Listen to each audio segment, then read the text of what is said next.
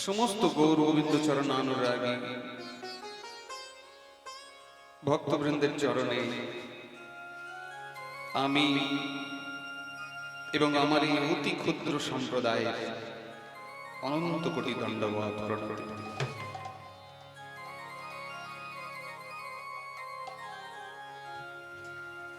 প্রকৃতি যা পরিস্থিতি, এরপর আমাদের আর কারোর কিছু করার থাকে না।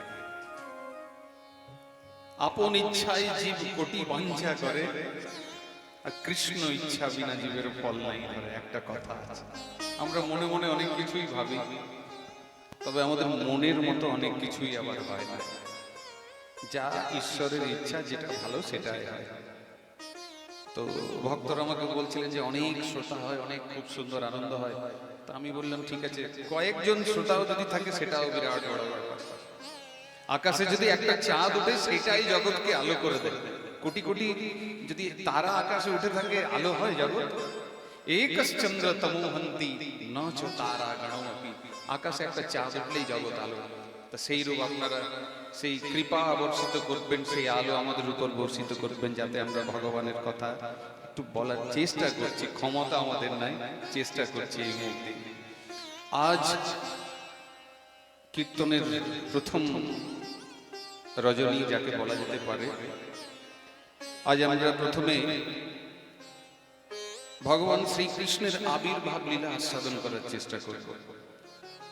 তবে সেটাকে শ্রীমদ্ ভাগবতকে সামনে রেখে, ভাগবতের মধ্যে যে ধরনের ভগবানের আবির্ভাবের কথা বলা আছে সেইভাবে আমরা আস্বাদন করার চেষ্টা করব। পদ পদাবলী বাংলার নিশ্চয়ই আমাদের সম্পদ, সেইভাবে আমরা পদ পদাবলী নিয়েই চলব। তবে তার সঙ্গে আজে বাজে কথা না বলে বিশুদ্ধ ভগবানের কথা আমরা শ্রবণ করার চেষ্টা করব। তবে সর্বপ্রথম সংক্ষেপে মহাপ্রভুর ভাব আস্বাদন করুন। তার কারণ মহাপ্রভুর ভাব ছাড়া কৃষ্ণ লীলায় প্রবেশ করা সম্ভব নয়। তো সংক্ষেপে মহাপ্রভুর ভাব, তারপরে যথারীতি ব্রজলীলার মধ্যে আমরা থাকার চেষ্টা করব। আসুন। পূরব জনম দিবস দেখিয়া, পূরব জনম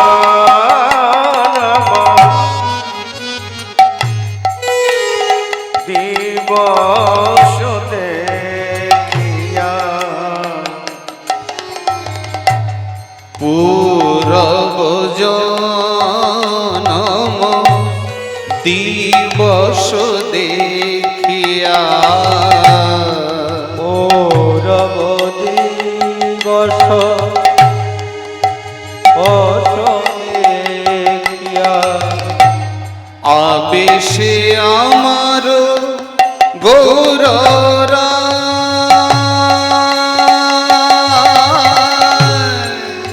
আবেশে আমার গৌররা, আবেশে আমার গৌররায়, নিজ গণ লইয়া হরষিত হইয়া, নিজ গণ লইয়া হর্ষিত হইয়া, নিজ গণ লইয়া হরষিত হইয়া, আজ নিজ গণ লইয়া হর্ষিত হইয়া, নন্দ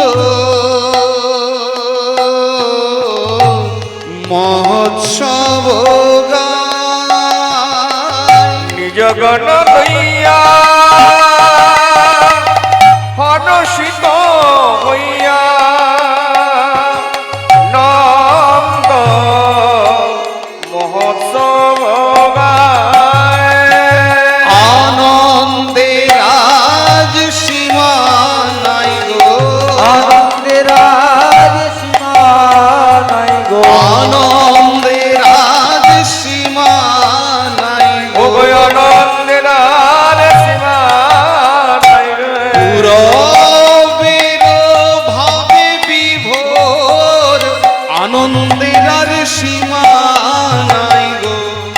পুরবের ভাবে বিভোর গৌরাঙ্গ সুন্দর পুরবের ভাবে বিভোর আমার গৌরাঙ্গ সুন্দর পুরবের ভাবে বিভোর সুন্দর নিতাই গৌর হরি হরি হরি হরি হরি হরি হরি হরি। পুরবের ভাবে বিভোর ভাবে বিভোর কৃষ্ণের প্রতিজ্ঞা এক আছে পূর্ব হইতে, যে জয়ছে ভজে কৃষ্ণ তারে ভজে তৈছে। গীতায় ভগবান সংকল্প করলেন, কি সংকল্প করলেন? বললেন, হে অর্জুন, ইয়ে যথা মাম প্রপদ্যন্তে তাংস্তথৈব ভজাম্যহম মম বদ্মানুবর্তন্তে মনুষ্যা পার্থ সর্বশঃ। আমাকে যে ভক্ত যেমন ভাবে চাইবে সেই ভক্তকে ঠিক আমি সেইভাবেই কৃপা করব, সংকল্প করে দিলেন ভগবান। এখন সংকল্প করলেন বটে, কিন্তু সংকল্প কি ধরে রাখতে পারলেন? সে প্রতিজ্ঞা ভঙ্গ হইল গোপীর ভজনে, তাহাতে প্রমাণ কৃষ্ণ শ্রীমুখ বচনে। সে প্রতিজ্ঞা পর্যন্ত ভেঙে গেল। কখন ভেঙে গেল? ব্যতিক্রমে একটি রাত্রি। কোন রাত্রি? রাসের রজনীতে ব্রজ গোপিকারা তাদের সমস্ত বিষয় বস্তু, আত্মীয় স্বজন পরিজন সমস্ত কিছু ত্যাগ করে যখন ভগবানের চরণে গিয়ে আশ্রয় নিলেন, তখন ভগবান নিজের মুখে কি বলছেন জানেন? ভাগবত যদি ভালোভাবে পড়েন, রাস পঞ্চাধ্যায়ের মধ্যে ব্রজগোপিকারা যখন ছুটে গেছে, তখন ভগবান হাত জোড় করে বলছেন, ন পারে হম নির্বদ্ধ সংযুয়াম স্বসাধু কৃত্যম বিবুধায়ুষাপিব ইয়ম মা ভজন দুর্জর গেহ শৃঙ্খলা সংবৃশ্চ তদ্ব প্রতিয়াতু সাধু। বড় বড় ঋষি মুনি যোগী জ্যোতিবর যে কাজ করতে পারেনি, সেই কাজ আজ তোমরা করে দিয়েছো হে ব্রজগোপী। প্রহ্লাদ পিতাকে ত্যাগ করেছে, প্রহ্লাদেন পিতা ত্যক্ত্বা মাতশ্চ ভরতে নেই, ভরত মাতাকে ত্যাগ করেছেন। বলিনা ত্যক্তম আচার্য, বলি গুরুদেবকে ত্যাগ করেছেন। বিদুরেণ স্ববান্ধবা, বিদুর আত্মীয় স্বজন পরিজনকে ত্যাগ করেছিল। রাম অর্থেই স্বজনম ত্যক্ত্বা ভ্রাতরশ্চ বিভীষণ, বিভীষণ ভাইকে ত্যাগ করেছিল শ্রী রামচন্দ্রের জন্য। আর একমাত্র ব্রজগোপিকারা, তোমরাই একমাত্র তারা যারা গোপ পিতম সর্বম ত্যক্ত্বা গোবিন্দ শরণম গতা। তোমরা একমাত্র তারা যারা নিজের সুখের ইচ্ছা ত্যাগ করে আমার সুখের ইচ্ছায় সমস্ত বন্ধন, আত্মীয় স্বজন পরিজন সকলকে ত্যাগ করে তোমরা এসেছো। তো যারা এত কিছু ত্যাগ করেছে, তার জন্য আমি তাদের মতো ভালোবাসতে পারলাম না। যতটা ব্রজগোপীরা আমাকে প্রেম করেছে, ততটা প্রেম আমি তোমাদের করতে পারলাম না হে ব্রজগোপী। তাই সেই প্রেমের ঋণে ঋণী হয়ে দাপরের কৃষ্ণচন্দ্র শ্রী রাধার ভাব কান্তি অঙ্গদ্যুতি ধারণ করে এই কলিযুগে নদিয়া মাঝারে শচীগর্ভ সিন্ধু মাঝে গৌরাঙ্গ রূপে অবতীর্ণ হলেন। নিতাই গৌর হরি হরি বল হরি বল। তাই মহাপ্রভু এসেছেন পূরব জন্ম দিবস দেখিয়া। 24 বছর বয়সে মহাপ্রভু সন্ন্যাস গ্রহণ করেছিলেন। রাধারানীকে বলেছিলেন, তোমার প্রেমে ঋণী হয়ে আমি ভূমে গড়াগড়ি যাব, হা রাধে বলে গড়াগড়ি যাব। কিন্তু এসে দেখলেন কি দুস্তর কলিযুগ, কঠিন এই কলিযুগ। এই কলির কি প্রভাব জানেন? সত্য বলে কিছু থাকবে না। এই কলিযুগে যে যত মিথ্যা কথা বলতে পারবে, তিনি তত বড় মহাজন। সত্যম নাস্তি তপঃশৌচম দয়া দানম ন বিদ্যতে উদরম হরিণো জীবা বরকাকুটভাসী। তপস্যা, সুচিতা, দয়া, দান শূন্য হয়ে গেছে কলিজীব। তাহলে কলিজীবের কি চিন্তা ভাবনা? ভাগবত বলছে উদরম হরিণো জীবা। কলির জীব চিন্তা ভাবনা করছে কি খেতে হয় আর কি খাবো সকাল থেকে, এই চিন্তা। হায় হায় আর খাই খায়, এটাই হচ্ছে যাই যাই। তা আহার, নিদ্রা, ভয় আর মৈথুন, এই চারটে গুণ পশুর মধ্যে বিরাজমান। একটা কুকুর খায়, একটা কুকুর খায়, একটা কুকুর ঘুমায়, একটা শুয়োরের 10টা 12টা 50টা করে ছোট ছোট শিশু বাচ্চা জন্ম দিচ্ছে। লাঠি দেখালে, একটা গৌমাতাকে যদি একটা লাঠি দেখানো হয় সেও ছুটে পালাবে। তাহলে একটা পশু আর মানুষের মধ্যে ভেদ কোথায়? ভেদটা কোথায়? একটা পশু আর একটা মানুষের মধ্যে ভেদটা কোথায় বলুন? বলল ধর্ম বলে একটি বিশেষ বস্তু আছে মানুষের মধ্যে ভগবান দিয়েছেন, যার মধ্যে ধর্মবোধ নাই। দুটো হাত আর দুটো পা থাকলেই কিন্তু মানুষ হওয়া যাবে না, এটা কিন্তু মনে রাখবেন। তো কলিযুগের ধর্ম কি? ধর্মের যদি ব্যাখ্যা করি, সারা ধর্ম শব্দটাকে ব্যাখ্যা করলে সারা রাত হয়ে যাবে, এত ধর্মের ব্যাখ্যা হয়ে যাবে। সাধারণ এই কলিযুগের ধর্ম কি বলছে? সবৈং পুংসাম পরো ধর্ম যত ভক্তির অধোক্ষজে, সেটাই হচ্ছে পরম ধর্ম, যার আচরণ করলে জীবের মধ্যে কৃষ্ণ প্রেম, কৃষ্ণ ভক্তি জন্মায়, সেটাই হচ্ছে পরম ধর্ম। তো মহাপ্রভু এসে দেখলেন কি না, কলির এই কলিতাবদগ্ধ হত জীবকে প্রথমে উদ্ধার করতে হবে। উদ্ধার করার পথ কি? यत्फलं नास्ति तपसा न योगेन समाधिना तत्फलं लभते सम्यक् खलु केशव कीर्तना। একমাত্র হরিনাম সংকীর্তনই হচ্ছে কলিযুগের পক্ষে সহজ সরল পথ। বললেন, ওগো রাধে, তোমার ভাব না হয় আমি পরে আস্বাদন করব। শেষ যে রহিল 12 বৎসর, কৃষ্ণ বিরহ রস স্ফুরে নিরন্তর, রাধিকার ভাব জইছে উদ্ধব দর্শনে। সেই মতো মহাপ্রভুর হয় রাত্রি দিনে। শেষ 12টি বৎসর মহাপ্রভু কেঁদেছেন, কিন্তু প্রথমে মহাপ্রভু কি করলেন? হতভাগা জীবকে উদ্ধার করবেন বলে উঠে এলেন অন্তরঙ্গ ভক্তদের সঙ্গে নিয়ে। কেমন ভাবে? একটি সুন্দর গানের মধ্যে দিয়ে দেখুন। কৃষ্ণ কেশব কৃষ্ণ কেশব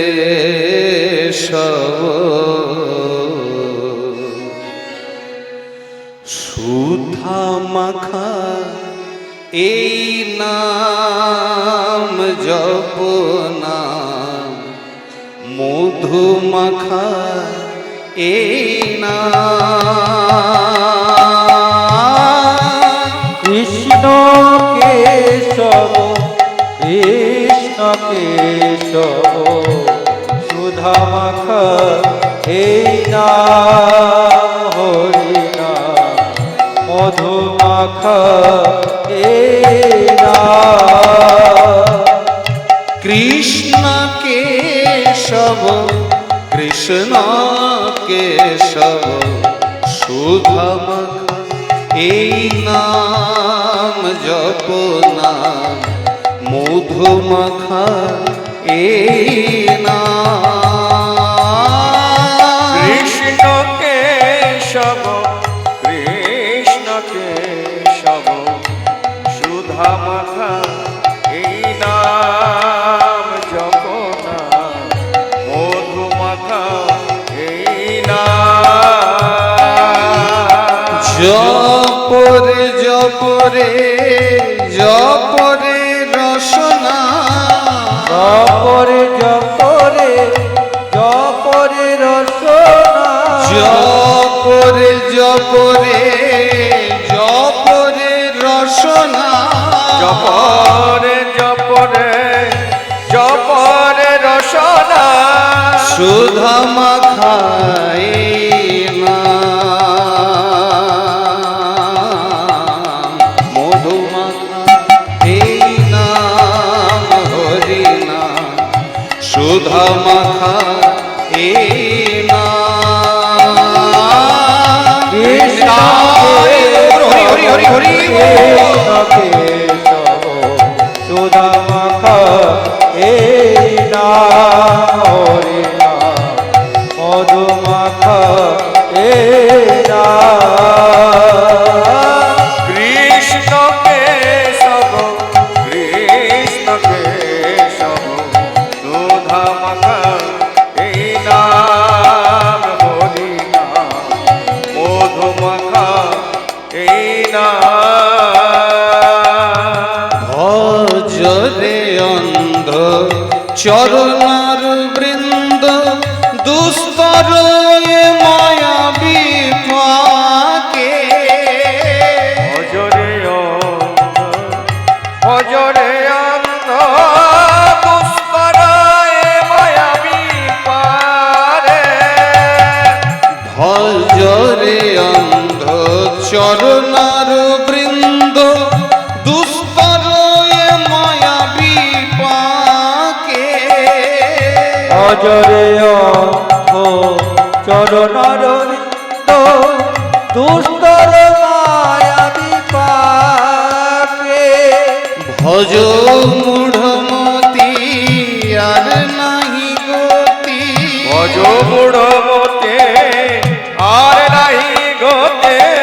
ভজ মূঢ়মতি আর নাহি গতি। ভজ মূঢ়মতি আর নাহি গতি। অবিরত অবিরাম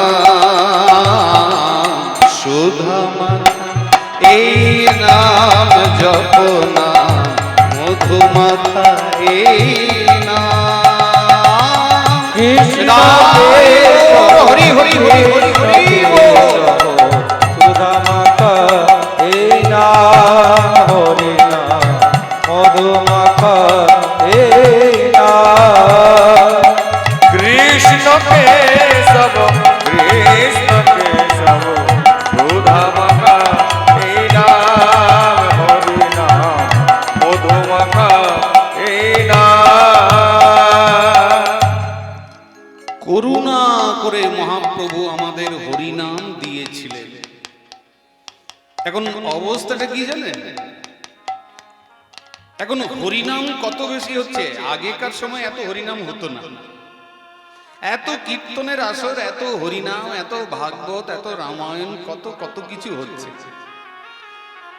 কিন্তু পরিণামে যদি দেখতে যান, ভগবানের প্রতি যে প্রেম, যেটা ভালোবাসা, সেটা কিন্তু বাড়ছে, সেটা কিন্তু দিন দিন কমে যাচ্ছে। এইগুলো নিয়ে আরো উল্টাপাল্টা কাজ আবার বেশি হয়ে যাচ্ছে বর্তমান যুগে। মানে গীতা যে কথাগুলো ভগবান বলেছেন খুব সাংঘাতিক কথা। কেন কমে গেছে জানেন? ভগবান বলছেন আমাকে ডাকবে, কিন্তু কেমন ভাবে ডাকবে? প্রেম সহকারে, প্রেম দিয়ে ডাকতে হবে, ভালোবেসে একটু ডাকতে হবে। ভজতাম প্রীতিপূর্বকম দদামি বুদ্ধি যোগম তম येन মামুপয়ান্তি তে। হে অর্জুন, যে জন প্রীতিপূর্বক আমার ভজনা করবে, সেই আমার ভক্তি লাভ করবে, সেই আমার প্রেম লাভ করবে। কেহ বলে নাম হইতে হয় পাপক্ষয়, কেহ বলে নাম হইতে সর্বসিদ্ধি হয়। হরিদাস বলেন নামের এই দুই ফল নয়, নাম হইতে কৃষ্ণ পদে প্রেম উপজয়। নামের উদ্দেশ্য কি? নাম করলে যে বড় বড় গাড়ি বাড়ি টাকা কড়ি হয়ে যাবে, এটা নামের উদ্দেশ্য নয়। নামের উদ্দেশ্য কি? কৃষ্ণ পদে প্রেম উপজয়। ভগবানের চরণে যদি প্রেম জন্মে যায় তাহলে তো হয়ে গেল, তার মানে নামের আসল কাজটা হলো। আর যদি প্রেম না জন্মে, যদি বিষয়ের দিকে মনটা টানে, তাহলে নাম কিন্তু কাজ করছে না। যদি কারো ক্ষুধা পায় তখন কি আর বিচার করবে? কারো যদি শরীরে ধরুন রোগ হয়ে যায়, জ্বর জ্বালা হয়ে যায়, এখন আপনি যতই দামি দামি প্রসাদ আর যতই ভালো ভালো প্রসাদের ব্যবস্থা করুন, মুখে কিন্তু ঢুকবে না। কেন না? শরীরে রোগ আছে। ভালো কখন লাগবে? শরীর থেকে যখন রোগটা সেরে যাবে না, তখন দেখবে নিজেই ভালো লাগছে, তখন চেয়ে চেয়ে খাবে, নিয়ে এসো নিয়ে এসো, আর কি আছে, কোথায় আছে।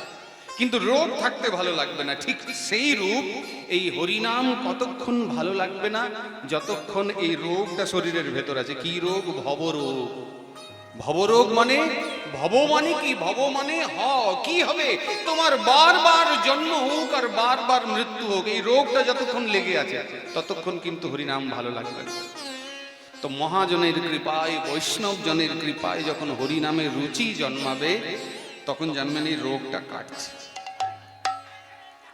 এই কিছুক্ষণ আগেই যখন আমরা আসরে আসছিলাম, তখন উনি রান্না করছেন, বৈষ্ণব ঠাকুর আমাদের রান্না করছেন। তা আমি বললাম ওই গরম গরম যা সবজিটা হয়েছে একটু দিন না, সকালেরটা প্রসাদ পাবো না, এই সব দিন না। তো উনি বলছেন এখন ব্যবস্থাই হয়নি। বলি যেটা আছে সেইটাই দিন। তো শেষে আমাকে বলছে কেমন লাগলো, আমি তো নুনও দিইনি আর এখন কিছুই হয়নি, সেদ্ধটা আপনাকে দিয়ে দিলাম। আমি তখন বলছি যে পেটে যদি ক্ষুধা থাকে না তাহলে সবটাই ভালো লাগবে ঠাকুরের কথা। ক্ষুধা না থাকলে কোনো বস্তুই ভালো লাগবে না, ঠিক ক্ষুধাটা জন্মা। তো মহাপ্রভু কৃপা করে এই মাটিতে এসে আমাদের এই হরিনাম দিয়ে গেছেন, এটাকে উড়িয়ে দেবেন না। হরিনাম দেখবেন এখন তো সেই হিন্দি গানের সুরে হরিনাম করছে, কেউ খট্টা গানের সুরে হরিনাম করে চলে যাচ্ছে। তার মানে কি হরিনামের ইচ্ছা নাই, ওই গানটার প্রতি রুচি আছে বলে করে ওইভাবে চলে যাচ্ছে। এইভাবে করবেন না। হরিবাসর হরিনাম কীর্তন যতক্ষণ চলছে ঠিক ততক্ষণ দেখবেন কিছু কিছু মানুষ আবার বসে বসে নেশা করছে। এটা আমরা হিন্দুরাই পারি, এটা আমাদের হিন্দুদের পক্ষেই সম্ভব। আমরা নিজের ধর্মের প্রতি কিন্তু খুব চিন্তা ভাবনা কম করছি। সাবধান হবেন এই বস্তুগুলো। বৈষ্ণব মহোৎসব করছি, অনেক জায়গায় পরিস্থিতি কি হয়েছে, যিনি রান্না করছেন মুখেই বিড়ি লাগা আছে, ভাবুন অবস্থা।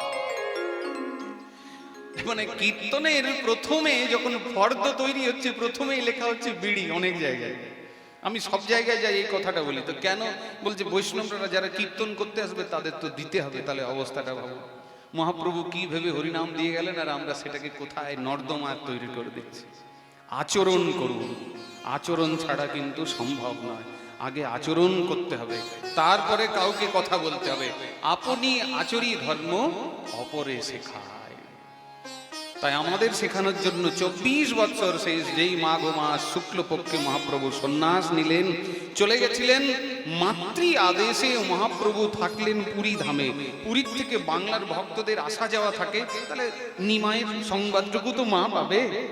তো নিমাই তুই ছুটে চলে যাস না, তুই এমন একটা জায়গায় থাক যেখানে ভক্তদের আনাগোনা থাকবে, তোর সংবাদটুকু তো পাবো নিমাই। বলল ঠিক আছে মা, তুমি যখন বলেছো, তুমি যদি বলো তো আমি ঘরে চলে যাব। বললো না না না রে নিমাই, একবার যদি কেউ সন্ন্যাস নিয়ে নেয় ঘরে ফেরার আর বিধান নাই।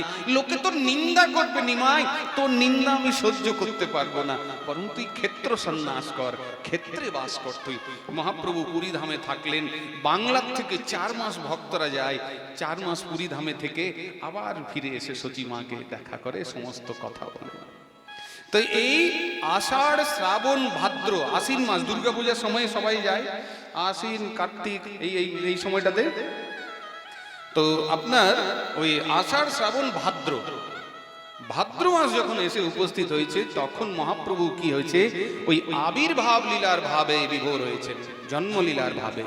আর কি করেছেন মহাপ্রভু, এই বাংলার থেকে সমস্ত ভক্তরা এসেছে, তাদের সঙ্গে করে এসেছেন ওই পুরীতে সিংহ দরজা। আপনারা পুরীতে গেছেন, পুরীতে সিংহ দরজা, সেই সিংহ দরজার কাছে মহাপ্রভু ভক্তদের নিয়ে এসেছেন। আর কি করছেন, পদকর্তার ভাষায় শুনুন, আনন্দ বিভোর হয়ে জন্মলীলার ভাবে আজ কি করছেন। আজ খোল করো তাল বাজোয়ে রসা, খোল করো তাল বাজোয়ে রসা, আজ খোল করো তাল বাজোয়ে রসা, খোল করো তাল বাজোয়ে রসা, কীর্তন জন্ম লীলা। খোল করো তাল বাজোয়ে রসা, কীর্তন জন্ম লীলা। আবেশে আমার গৌরাঙ্গ সুন্দর, আবেশে আমার গৌরাঙ্গ সুন্দর, আবেশে আমার গৌরাঙ্গ সুন্দর, আবেশে আমার গৌরাঙ্গ সুন্দর, উপবেশ নিরমিলা। আবেশে আমার গৌরাঙ্গ সুন্দর, উপবেশ নিরমিলা, উপবেশ নিরমিলা। আজ গোপবেশ ধরিল রে, গোপবেশ ধরিল রে, গোপবেশ ধরিল রে, গোপবেশ ধরিল রে। আনন্দেতে গৌর হরি গোপবেশ ধরিল রে, আনন্দেতে গৌর হরি। আজ খোল করো তাল বাজোয়ে রসা, আনন্দেতে গৌর হরি, খোল করো তাল বাজোয়ে, আনন্দেতে গৌর হরি। আজ গোপবেশ ধরিল রে, গোপবেশ ধরিল রে। খোল করো তাল বাজোয়ে রসাল, কীর্তন জনম লীলা। আবেশে আমার গৌরাঙ্গ সুন্দর গোপবেশ নির্মল। মহাপ্রভু গোপবেশ ধারণ করেছেন, গোপবেশ বুঝেছেন। এখনো মাথায় পাগ বেঁধে গোপ সেজেছে। অন্যদিক থেকে নিতাই চাঁদ কি বলছেন জানেন, বলছে শোনো, গোপ সাজা সহজ, তবে তোমাকে প্রমাণ করতে হবে তুমি গোপ। তাহলে গোপ প্রমাণ হবে কি করে? দেখুন, জাতপাত বলে তো কেউ বড় ছোট হয় না, জাতপাত বলে কেউ বড় ছোট না। তাহলে প্রত্যেকের একটা জাতিগত কর্ম আছে। ব্রাহ্মণের ছেলে যখন পুজো পাঠ করবে না, একটু দেখলেই মনে হবে যে হ্যাঁ, মন্ত্রগুলো বললেই বলবে হ্যাঁ ব্রাহ্মণের ছেলে বলে। রক্তে মন্ত্রগুলো বয়ে বয়ে আসছে, মন্ত্র বললেই মনে হবে যে হ্যাঁ ব্রাহ্মণের ছেলে বলে। ক্ষত্রিয়র কাজ কি? রক্ষা করা, যুদ্ধ করা, প্রতিপালন করা, ক্ষত্রিয় ধর্ম। বৈশ্যের কর্ম কি? কৃষি, গৌরক্ষা, বাণিজ্যম, বৈশ্য কর্ম স্বভাবজম। কৃষি কার্য, গৌরক্ষণাবেক্ষণ আর বাণিজ্য হচ্ছে বৈশ্যের কাজ। আরেকটা কি জানেন? বলছে সবার সঙ্গে পারা যাবে, গোপদের কাছে একটা জায়গায় সবাই পরাজিত হয়ে যাবে। সেটা কি? বলছে গোপের মতো লাঠি চালাতে কেউ পারবে না। লাঠি চালাবার যে ক্ষমতা, লাঠি ঘোরানোর যে ক্ষমতা, তো নিত্যানন্দ প্রভু মহাপ্রভুকে বলছেন লগড় ভিড়াইতে পারো তবে মানি গোপ। যদি লাঠি ঘোরাতে পারো তবে বলবো তুমি গোপের ছেলে। মহাপ্রভু হাসছেন আর বলছেন শোনো শোনো, পূর্ব জন্মে আমি গোপ ছিলাম, তবে অনেক গৌ সেবার ব্রাহ্মণের সেবা করেছি বলে এইবার ব্রাহ্মণ কুলে এসেছি। ইঙ্গিত করে করে কথা বলছেন দুইজনে একে অপরকে। মানে গত জন্মে আমি কৃষ্ণ ছিলাম, গো ব্রাহ্মণের অনেক সেবা করেছি বলে এবারে এসেছি, ব্রাহ্মণ কুল পেয়েছি আমি। তা প্রমাণ কি করতে হবে? লগড় ফিরাইতে পারো তবে মানি গো। যদি লাঠি ঘোরাতে পারো তবে মানব গো। মহাপ্রভু হাতে লাঠি নিয়ে এমন ভাবে ফেরাতে লাগলেন, মনে হচ্ছে যেন সুদর্শন চক্র মহাপ্রভু আজ ধারণ করে নিয়েছেন, এমন ভাবে লাঠি ফেরাচ্ছেন। নিত্যানন্দ প্রভু ছুটে গিয়ে বলছেন শোনো শোনো, হাতে লাঠিটি নিয়ে আজ করেতে লগড় নিতাই ঠাকুর, করতে লগড় নিতাই ঠাকুর, হরি হরি হরি হরি, করতে লগড় নিতাই ঠাকুর, আজ করেতে লগড় নিতাই ঠাকুর, করতে লগড় নিতাই ঠাকুর, আনন্দ আবেশে নাচে, করতে লগড় নিতাই ঠাকুর, আনন্দ আবেশে নাচে, আবেশে নাচে, আনন্দ আবেশে নাচে। আরে রামাই মহেশ রাম গৌরী দাস, রামায় মহেশ রাম গৌরী দাস, রামাই মহেশ রাম গৌরী দাস, রামায় মহেশ রাম গৌরী দাস, নাচে তার পাছে পাছে, রামায় মহেশ রাম গৌরী দাস, নাচে তার পাছে পাছে, নাচে তার পাছে পাছে। আজ নিত্যানন্দ নাচিছে রে, নিত্যানন্দ নাচিছে, আজ নিত্যানন্দ নাচিছে রে, নিত্যানন্দ নাচিছে রে, ভক্তগণ সঙ্গে করে নিত্যানন্দ নাচিছে ওরে ভক্তগণ সঙ্গে করে, আয় হরি বল হরি বল বলে, সঙ্গ করে হরি বল বলে, ভক্তগণ সঙ্গ। আরে নিত্যানন্দ নাচিছে রে, নিত্যানন্দ নাচিছে রে। করেতে লগড় নিতাই ঠাকুর আনন্দ আবেশে নাচে, রামাই মহেশ রাম গৌরী দাস নাচে তার পাছে পাছে। ভক্তগণকে সঙ্গে নিয়ে মহাপ্রভু নৃত্য করছেন। ভাগ্যবান কারা? যারা মহাপ্রভুর এই ভাব দর্শন করেছে। জগন্নাথ ধামে